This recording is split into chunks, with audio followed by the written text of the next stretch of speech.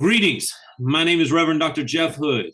I'm spiritual advisor for Anthony Sanchez, and I am joined today by David Ballard, who is the investigator on the case. Julie Buskin was murdered on December the 20th, 1996. She was abducted from her apartment complex in Norman, Oklahoma, driven to Lake Stanley Draper, and shot and killed execution style. There was no suspects and no evidence, and the case drug on for many, many years due to the lack of evidence and lack of suspects. Ultimately, authorities claim to have gotten a DNA match, a random DNA match, pinning the crime on Anthony Sanchez. Anthony would later be convicted and sentenced to death.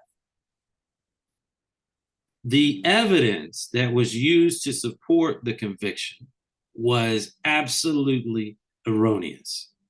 One of the elements of their case was all of this DNA evidence they claimed to have found, but what they left out was that there were other pieces of the case that should have had DNA on it, specifically the car, which also had fingerprints on it. David, could you speak to the physical evidence on the car? Yes. So as you said, they found, I believe, 49 sets of fingerprints inside the car, which they were compared against Anthony Sanchez. None of them were a match.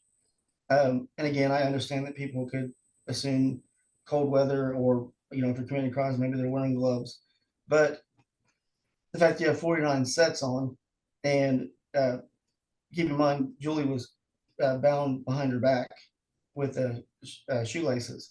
So tying with gloves on might have been an issue. At some point, someone could have taken gloves off because there's a lot of prints, but none of them matched to Anthony Sanchez. And I want to say that, when I was brought in as the private investigator and expert, it's not me coming in just to attack evidence. It's to overly look at it and see.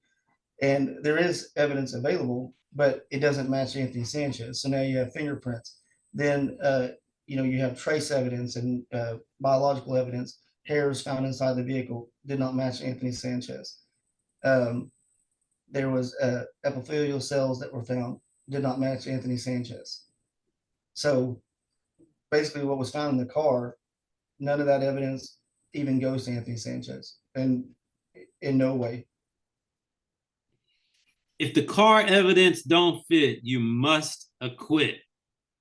Free Anthony Sanchez.